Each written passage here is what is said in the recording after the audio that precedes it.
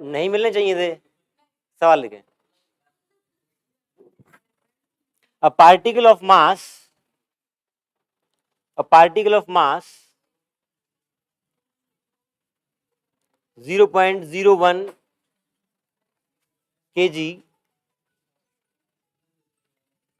having position vector, a particle of mass this much having a position vector r as 10 I cap plus 6 j cap moving with the velocity 5 I cap meter per second. Calculate angular momentum about origin. Origin के round आपको निकालना है, angular momentum निकालें।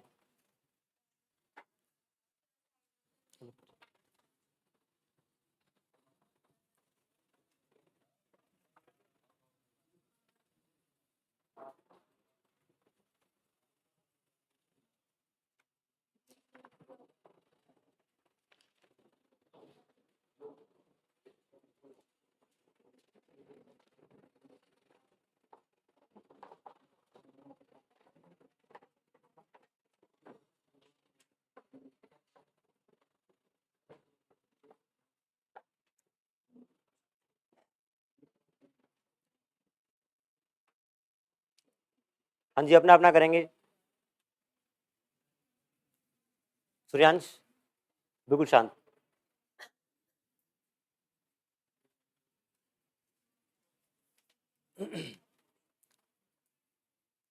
Hint आप formula use करेंगे are cross P का, are given है, P बना लेंगे और फिर जैसे आपका मैट्रिक्स मेथड से आप निकालते हैं वैसे करेंगे।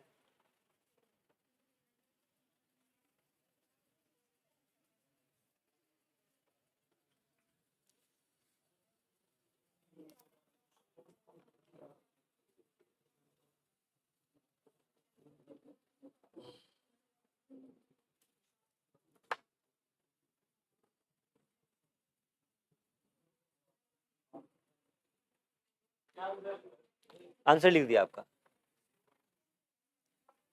-0.3 के कैप और उसका ऐसा यूनिट जो भी है।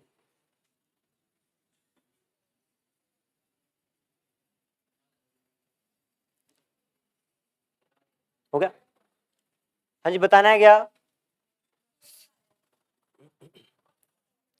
सबसे पहले आप देख लें, आर आपको पता है, ये रहा, पी आप बना लेंगे, इसमें आप मल्टीप्लाई करेंगे तो ये आ जाएगा P इज सिंपली 0.05।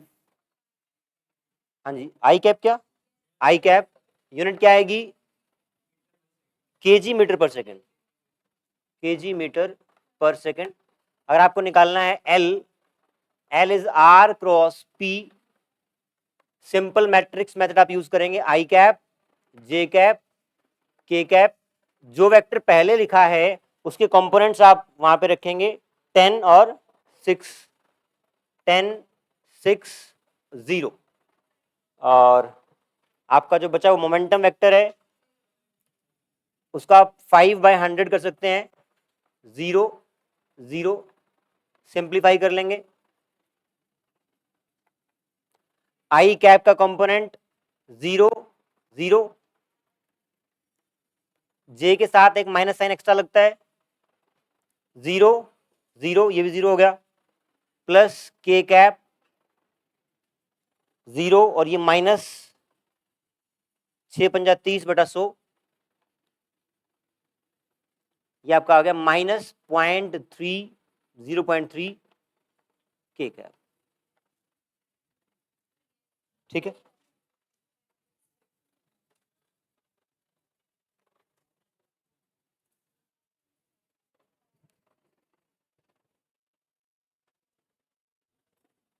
पहले देखो सिंपल, पहले फॉर्मूला लिख लोगे अपने आप, फॉर्मूला डिमांड करेगा आपसे आर बी और पी बी, एम और वी गिवन है, पी आ जाएगा, पुट करके आंसर निकाल लेंगे।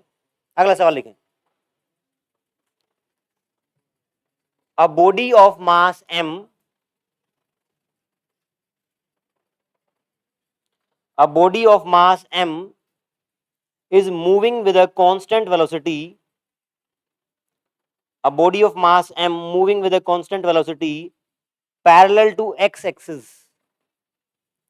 parallel to x axis, the angular momentum with respect to origin, the angular momentum, हाँ जी बेटा, parallel to x axis, full stop, angular momentum with respect to origin, चार options हैं, पहला इंक्रीज विद टाइम, दूसरा decrease with time, तीसरा does not change, तीन ही option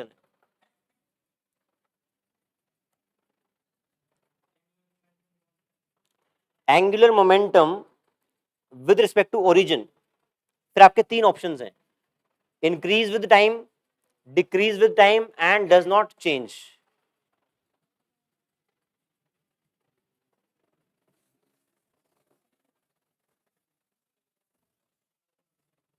हाँ जी,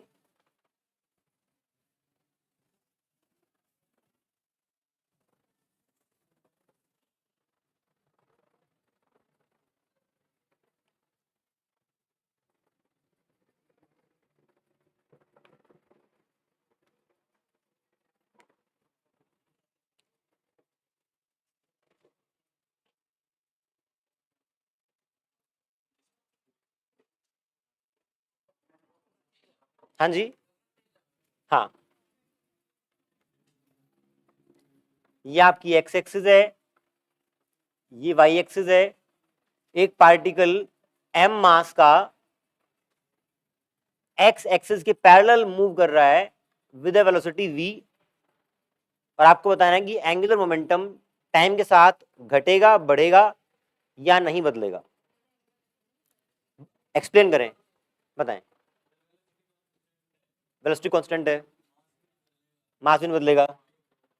देखो आप अगर m, मेरी बात सुनो, m और v नहीं बदले, ठीक, मान लिया कि मोमेंटम इज कांस्टेंट, लेकिन पार्टिकल पहले यहां था तो ओरिजिन के रिस्पेक्ट में पोजीशन वेक्टर ये है, यहां आ जाएगा तो पोजीशन वेक्टर r बदल जाएगा, यहां आएगा तो बदल जाएगा, तो क्या r बदल रहा है, p तो कांस्टेंट मान लिया मैंने आपका, p इज कांस्टेंट। आप बताएं क्या r कांस्टेंट है, r कांस्टेंट नहीं है, तो क्या r cross p angular momentum r cross p constant रह सकता है क्या? सबसे पहले आप ये चेक कर लें, अलग अलग पोजीशन पे होने के बाद क्या r क्रॉस p की डायरेक्शन सेम रह रही है क्या? सेम रह रही है? नहीं, मोमेंटम की नहीं, एंगुलर मोमेंटम की। बताएं कैसे? वो तो वो तो बेटा मोमेंटम है ना, मैं पूछ रहा हूं एंगुलर मोमेंटम की डायरेक्शन टाइम के साथ बदलेगी या नहीं बदलेगी? बदलेगी। कैसे बदलेगी समझाएं। देखो देखो बच्चों, एंगुलर मोमेंटम की डायरेक्शन आप देखेंगे r क्रॉस p से, यहां पे r ये है और p ये है, तो r क्रॉस p अंगूठा अंदर की तरफ, यहां पे देखें r ऐसे है, p ऐसे है, तो r क्रॉस p अंगूठा आप भी अंदर की तरफ, यहां पे भी r और p अंदर की तरफ है, r क्रॉस p अंगूठा अंदर की तरफ, तो एंगुलर मोमेंटम हमेशा की डायरेक्शन हमेशा अंदर की तरफ रह रही है, बात तो तय हो गई है। अब आप देखें, मैं किसी जनरल पोजीशन पर, इस पोजीशन पर देख रहा हूं, यहां पर मोमेंटम ऐसे होगा और आर वेक्टर ऐसे होगा, इस पॉइंट पर मैं आर वेक्टर को यहां ड्रॉ कर रहा हूं पैरेलली, इस वेक्टर को मैंने यहां ड्रॉ किया है, पी वेक्टर ये, लेट से दोनों के बीच का एंगल थीटा है, मुझे ये पता है कि एंगुलर मोमेंटम की डायरेक्शन सेम रह रही है, मैंने चेक कर ली। आप इसका मैग्नीट्यूड चेक करें, magnitude will be R P sine theta. अगर ये एंगल 90 डिग्री, ये एंगल 30 क्या नाम है थीटा है, तो आप जहां से वेक्टर आ रहा है ओरिजिन से, वो वेक्टर भी कितना होगा, थीटा। अगर ये मैग्नीट्यूड आर है, ये एंगल थीटा है, इसके दो कंपोनेंट ब्रेक कर लूं, एक ये और एक ये, तो आप बताएं ये वाला कंपोनेंट कितना होगा इस आर का, ये वाला कंपोनेंट आर साइन थीटा होगा। आर साइन थीटा क्या हुआ, इस पार्टिकल का एक्स एक्सिस से परपेंडिकुलर डिस्टेंस। अगर मैं आर साइन थीटा एक साइड लिख दूं और पी एक साइड, जब ये भले ही यहां पार्टिकल पहुंच जाए, आर आपका दूसरा हो जाए, आर साइन थीटा सेम रहेगा क्या, आर साइन थीटा सेम रहेगा। तो ये जो आर साइन थीटा है ये आपका आर परपेंडिकुलर है, R perpendicular remain same, therefore magnitude will also remain same. ठीक है, जैसे आपने वहां पे किया था क्या, टॉर्क के फॉर्मूले में जब आर क्रॉस एफ आया था तो इसका मैग्नीट्यूड निकालने के लिए आपने दो फॉर्मूले लिखे थे, एक तो आर एफ साइन थीटा और एक लिखा था R perpendicular into F. R perpendicular into F का मतलब क्या था, फॉर एग्जाम्पल इस पॉइंट के अराउंड टॉर्क लिखनी है और ये कोई रैंडम सी बॉडी है, यहां पे फोर्स लग रही है, जहां फोर्स लग रहा है उसको लाइन को आप एक्सटेंड कर दो और जिस पॉइंट के अराउंड टॉर्क लिखनी है वो आर परपेंडिकुलर कंसीडर कर लो। सिमिलरली यहां भी यूज करेंगे, अगर आपको एंगुलर मोमेंटम का मैग्नीट्यूड लिखना है तो आप आर पी साइन थीटा भी यूज कर सकते हैं और आर परपेंडिकुलर इंटू पी भी कर सकते हैं। आर परपेंडिकुलर मतलब क्या है यहाँ पे, अब यहाँ पे जैसे आपने वहां पे एफ के लाइन को एक्सटेंड कर दिया था, अब यहाँ पी की लाइन को एक्सटेंड कर देंगे।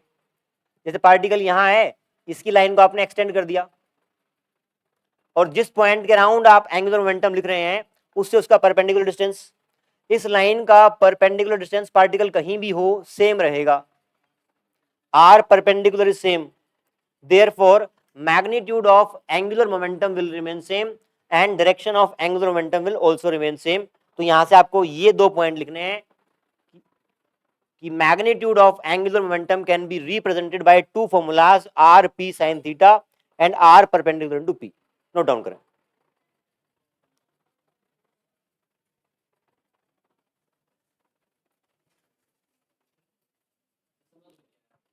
बताते हैं दोबारा, कहां से नहीं आया बताएं, बताएं कहां से नहीं आया, आप ये बताएं आपको ये दो फॉर्मूले समझ में आते हैं, ये आते हैं। तो सिमिलरली जैसे आर क्रॉस पी है, आपका आर पी साइन थीटा हो गया और ये आपका आर परपेंडिकुलर टू पी हो गया, एग्जैक्टली पैरेलल चल रहे हैं आपके। वहां पे आपने एफ की लाइन को एक्सटेंड किया था, यहाँ पे आपने पी की लाइन को एक्सटेंड किया है और जिस पॉइंट के अराउंड आप एंगुलर मोमेंटम लिख रहे हैं उससे परपेंडिकुलर डिस्टेंस आपको निकाल लेना है। आपका पार्टिकल कहीं भी हो, यहाँ हो यहाँ हो यहाँ हो, आपको तो मोमेंटम की लाइन को एक्सटेंड करना है, एक्सटेंड करके जिस पॉइंट के अराउंड आप लिख रहे हैं उससे परपेंडिकुलर डिस्टेंस निकालना है। Perpendicular distance will always remain same R sine theta, इसलिए आर साइन थीटा जो इस केस में है वो सेम रह रहा है, मोमेंटम आपका सेम था ही, इसलिए एंगुलर मोमेंटम नहीं चेंज हो रहा। ठीक है,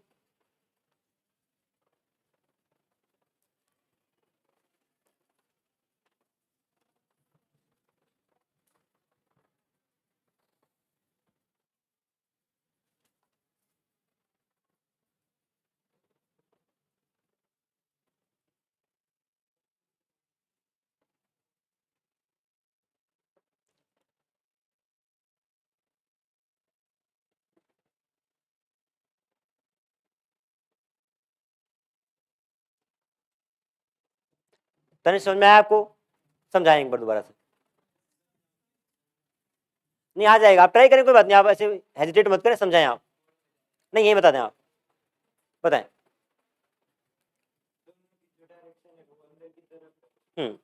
दोनों डायरेक्शन अंदर की तरफ नहीं है, आर क्रॉस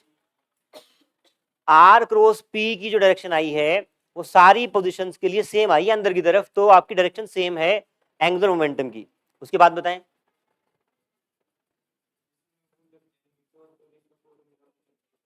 हाँ जी बताएं, वो क्या है फॉर्मूले आपके।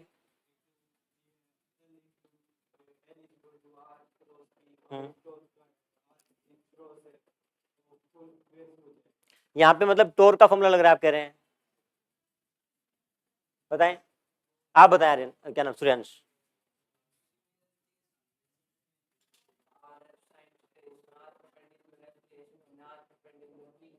परफेक्ट। एनालॉजी लेनी है आपको, जैसे वहां पे आपका आर एफ साइन थीटा था और आर परपेंडिकुलर इनटू एफ था, सिमिलरली यहाँ पे आर पी साइन थीटा और आर परपेंडिकुलर इनटू पी आ जाएगा, सेम तरीके से सेम आंसर आएंगे। ठीक। हम्म, हम्म, खड़ा हो जा पीछे, stand up। अरे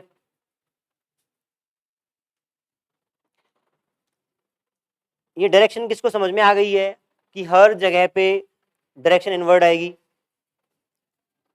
मैं बताएं,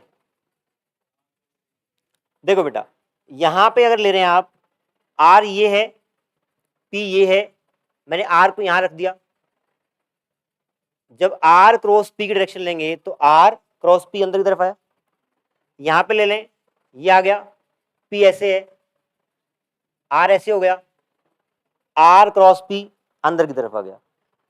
आप जब भी डायरेक्शन में कंफ्यूज हो, आर को ड्रॉ करें, पी को ड्रॉ करें और पहले वेक्टर के ऊपर हाथ लगाएं, दूसरे की तरफ घुमाएं, आपकी डायरेक्शन आएगी आर क्रॉस पी की।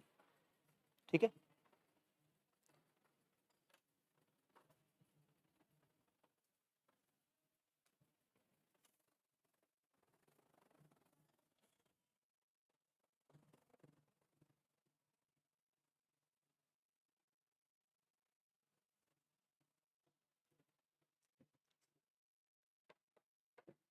Next is conservation of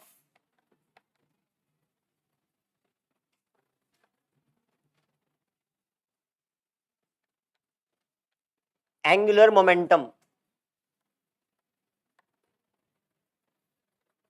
conservation of angular momentum से पहले आप बताएं, कंजर्वेशन ऑफ मोमेंटम का प्रिंसिपल क्या है? आगे इसके बाद, ये तो एक कंडीशन हुई ना, किसको पता है?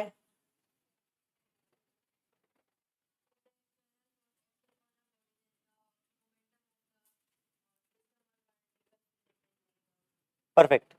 अगर आपके दो पार्टिकल तीन पार्टिकल का सिस्टम है और उस सिस्टम के ऊपर बाहर से फोर्स जीरो लग रही है, if F external is zero then momentum remains conserve. Second law आपका जो रहता है, न्यूटन का सेकेंड लॉ, वो बोलता है F external is equals to D P by D T. अगर एफ एक्सटर्नल जीरो है, इसका मतलब मोमेंटम चेंज जीरो है। अगर एफ एक्सटर्नल जीरो है तो मोमेंटम चेंज जीरो है, मोमेंटम चेंज नहीं हो रहा है, इसका मतलब मोमेंटम कंजर्व रह रहा है। Momentum change is zero. इसी बात को आप बोल सकते हो मोमेंटम इज कंजर्व्ड या कांस्टेंट।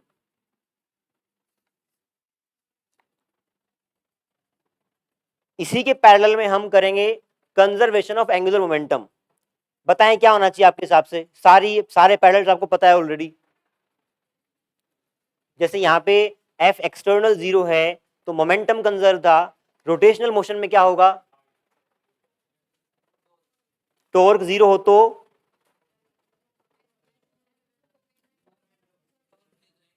बिल्कुल, अगर यहाँ पे फोर्स था तो यहाँ पे उसके पैरेलल में क्या है? टॉर्क है। यहाँ मोमेंटम था तो इसके पैरेलल में यहाँ पे एंगुलर मोमेंटम है।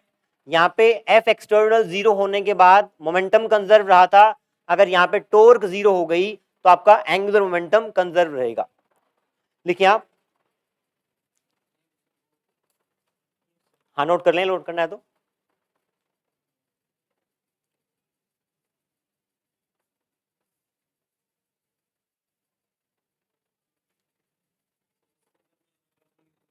हाँ जी बेटा।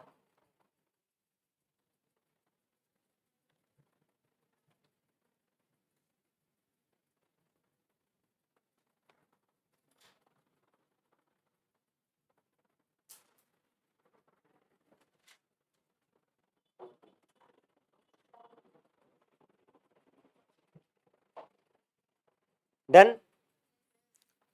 लिखिए आप, if external torque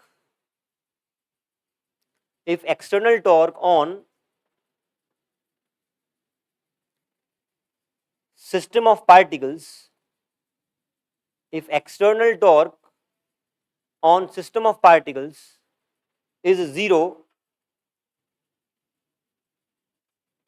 then angular momentum will remain conserved. Then angular momentum remain conserved. जैसे यहां पे आपका फॉर्मूला था F equal to dp by dt, यहां पे आप एक रिलेशन और लिख सकते हैं, torque equal to dl by dt. ये आपके लिए नया फॉर्मूला है. जैसे F equal to dp by dt था, ऐसे टॉर्क को कैसे डिफाइन करेंगे? Rate of change of angular momentum with respect to time.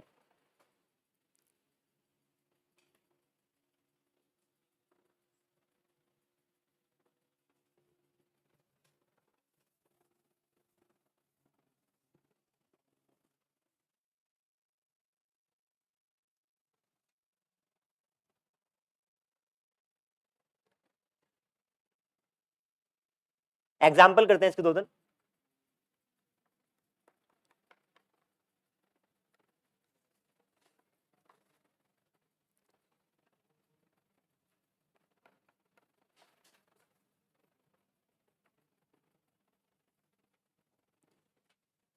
आपने वो देखा होगा आइस स्केटिंग करते करते एक डांस होता है ना, आपकी क्लास में बताया था, इन्होंने बताया था. हाँ जी. तो आप सुने एक बार, अगर वो रोटेशन मोशन जो परफॉर्म कर रहा है उस डांस को, अगर वो रोटेशनल मोशन कर रहा है अपने स्केट्स के ऊपर, तो ये बताएं उसके ऊपर नेट टॉर्क 0 होगा क्या? उसके सेंटर ऑफ मास के अराउंड, फॉर एग्जांपल यहां पे आप देखें, फोर्स कौन सा लग रहा है? एक mg लगेगा, और दूसरा, क्या दोनों जिस पॉइंट के अराउंड टॉर्क लिखना है उसके थ्रू पास हो रहे हैं? अगर उसके थ्रू पास हो रहे हैं तो टॉर्क क्या आएगा? 0. नेट टॉर्क 0 है तो इसका एंगुलर मोमेंटम कंजर्व रहेगा. एंगुलर मोमेंटम का जो मैग्नीट्यूड है वो होता है I इंटू ओमेगा, अगर सिर्फ मैग्नीट्यूड की बात करूं तो.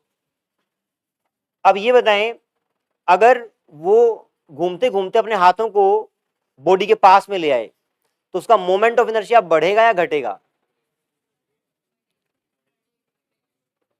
आराम से सोच लें और कारण साथ में बताएं. बताएं कैसे घटेगा? बढ़ेगा. बताएं कैसे बढ़ेगा?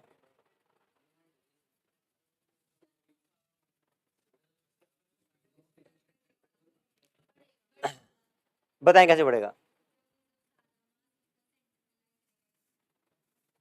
देखो, जब आपका फॉर एग्जांपल हाथ है, पहले दूर था, तो m तो उसका m जो भी है मास तो उतना ही रहेगा. पहले वो एक्सिस से दूर था तो m r स्क्वायर करेंगे तो ज्यादा होगा. जब पास में आएगा तो यही वाला मास जो था वो पास में आ गया, एक्सिस से r कम हो गया, तो moment of inertia will decrease. जब इस केस से ये इस केस में आएगा तो moment of inertia will decrease. अगर मोमेंट ऑफ इनर्शिया डिक्रीज करेगा तो आप बताएं ओमेगा बढ़ना चाहिए कि घटना चाहिए?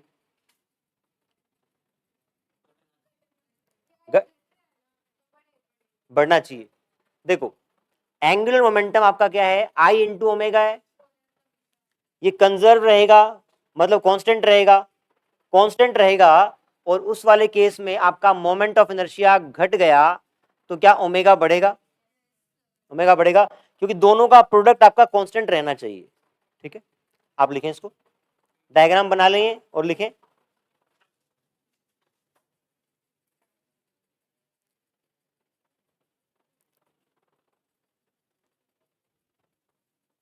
इफ अ पर्सन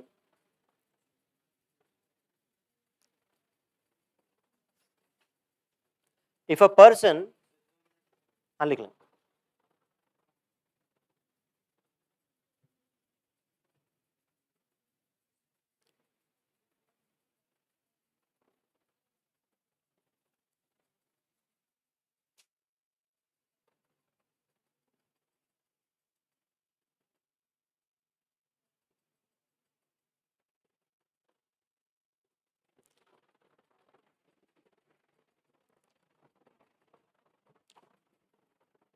यहां पे आप साथ में अगर लिखना चाहें तो बोल सकते हैं कि टॉर्क एक्सटर्नल इज 0, इसलिए आपका angular momentum will remain conserved.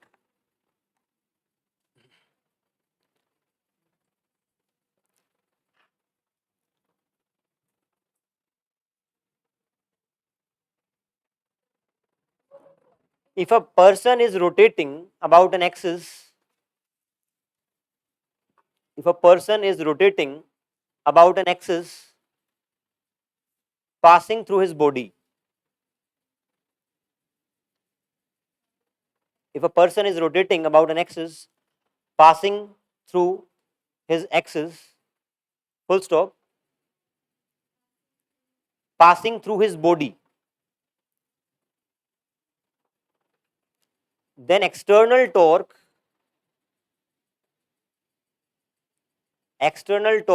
acting on him is 0.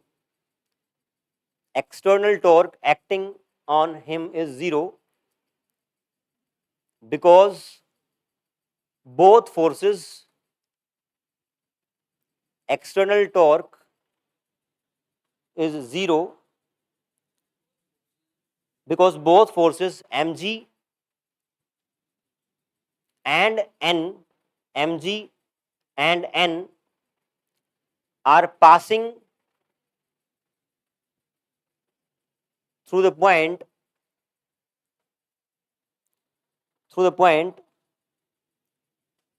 around which we are writing expression of torque, around which we are writing expression of torque, full stop.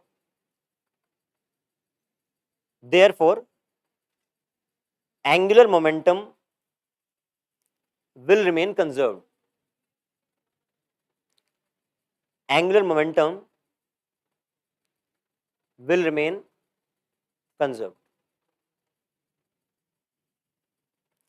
एक लाइन छोड़ के लिख लें, if he, ये वाली सारी बात थी इस कंडीशन के लिए, बात कराऊंगा अभी इस पैराग्राफ के साथ आप ये डायग्राम यूज करेंगे। अब जो अगली बात लिखवा रहा हूं, if he brings his hand close to his body,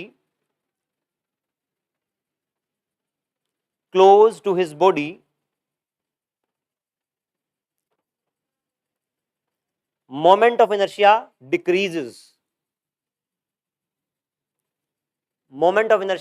decreases. Therefore,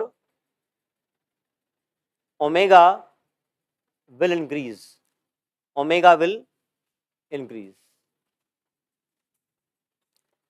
ऐसे बहुत सारे सवाल आएंगे आपके, इसमें आई और ओमेगा का प्रोडक्ट आपको सेम रखना है, ठीक है। ऐसा ही एग्जांपल और कर सकते हैं,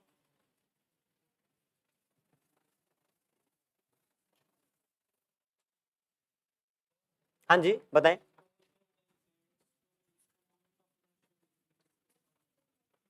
हाँ जी, कौन बताएगा कि हाथ पास में लाने से मोमेंट ऑफ इनर्शिया कैसे घटा? आदित्य आप बताएं, हाथ पास में लाने से मोमेंट ऑफ इनर्शिया कैसे घटा? कोई नहीं बोलेगा। एक्सिस के क्लोज आ गया है, जो आपका हाथ यहां था, ये मास यहां था, जब यहां आ जाएगा तो एक्सिस से उसकी दूरी कम हो गई ना। मोमेंट ऑफ इनर्शिया क्या होता है? एम आर स्क्वायर, सारे पार्टिकल्स का एम आर स्क्वायर करके ऐड करना होता है। तो पार्टिकल दूर था तो आर दूर था इस एक्सिस से, अब पास में आ गया तो कम हो गया, मोमेंट ऑफ इनर्शिया आपका घट गया और ओमेगा बढ़ना पड़ेगा। सेम एग्जांपल है आपका डाइविंग का।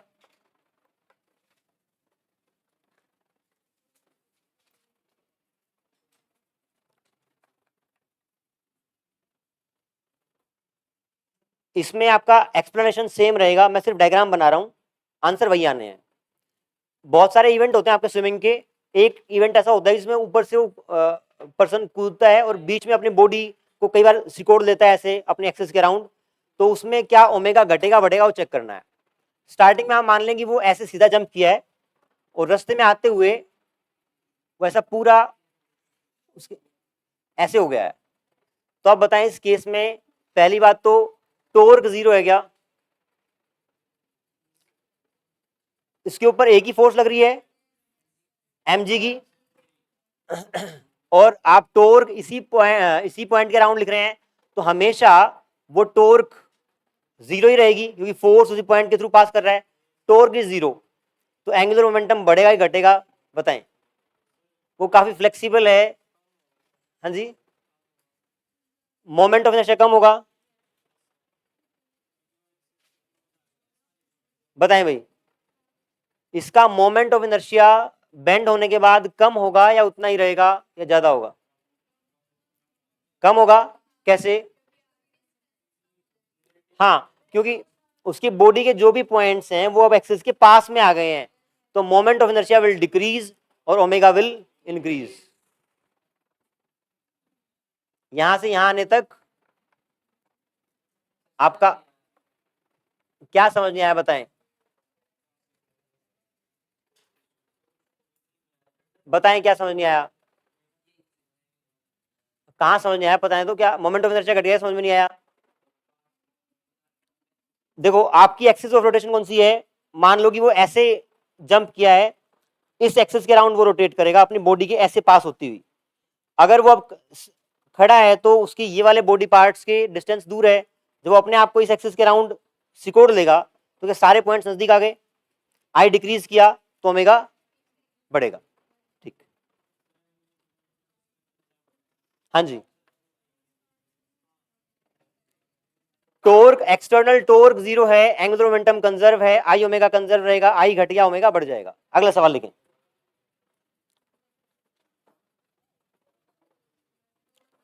If the earth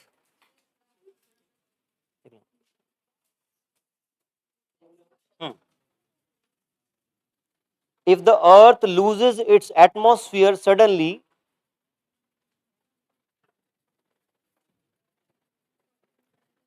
if the earth loses its atmosphere suddenly, then the duration of day will, if the earth loses its atmosphere suddenly, then the duration of day will, पहला option decrease, increase और unchanged. समझाएंगे साथ में कैसे। हाँ जी,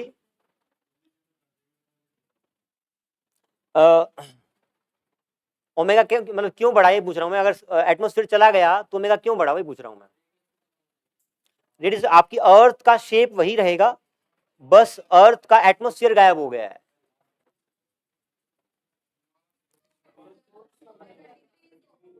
आप बताएं अर्थ का कैसे? कैसे?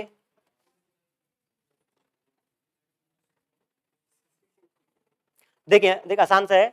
अगर अर्थ रोटेट कर रही है और एटमोस्फियर है, तो क्या एटमोस्फियर को अपने साथ में ड्रैग करेगा?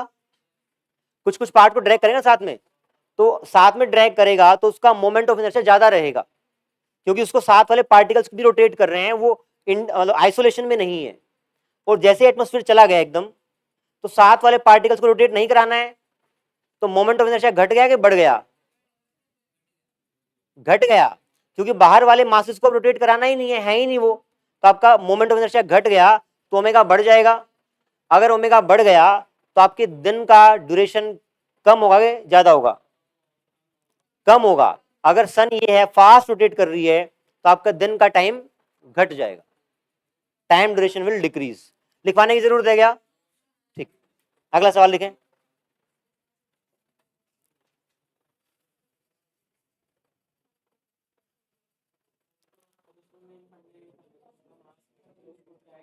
यार तुम ऐसे मत किया करो, कंफर्म मत किया करो।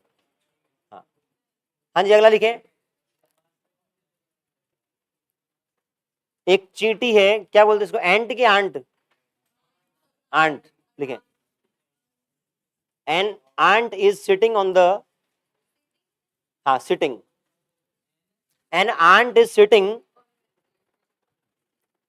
at the edge of a rotating disc. Aunty नहीं है, आंटी है.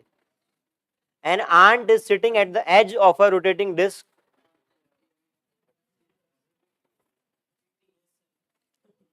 If the ant reaches sitting at the edge of a rotating disc, if the ant reaches the other end,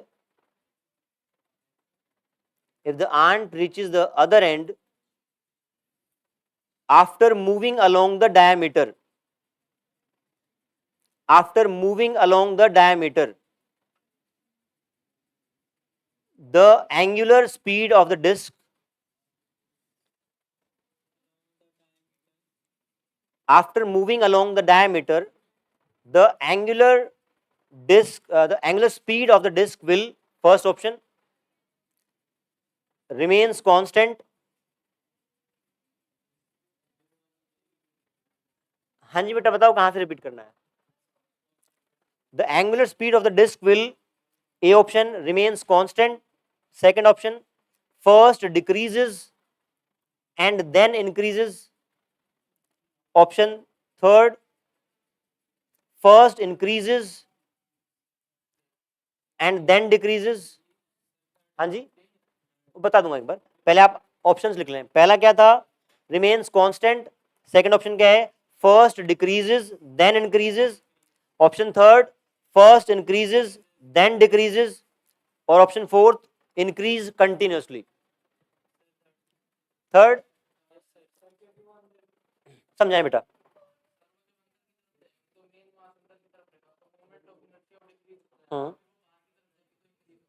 ठीक, पहले आपका आई घट रहा है तो ओमेगा बढ़ेगा. पहले आई घट रहा है तो ओमेगा बढ़ेगा और बाद में आई बढ़ रहा है तो ओमेगा घटेगा. क्लियर है? ठीक. टाइम कितना बचा है? दोबारा कर देते हैं. सुन ले एक बार क्या सवाल है. एक डिस्क रोटेट कर रही है, आपके एज पे एक चींटी बैठी है, वो अगर सेंटर की तरफ आएगी तो डिस्क प्लस आंट का moment of inertia will decrease, है ना. अगर मोमेंट ऑफ इनर्शिया डिक्रीज कर गया, आई डिक्रीज कर गया, ओमेगा बढ़ जाएगा. सेंटर से जब क्रॉस करेगी फिर दोबारा मोमेंट ऑफ इनर्शिया बढ़ना शुरू होगा तो ओमेगा फिर से घटना शुरू हो जाएगा. पहले बढ़ेगा ओमेगा फिर घटेगा. Thank you.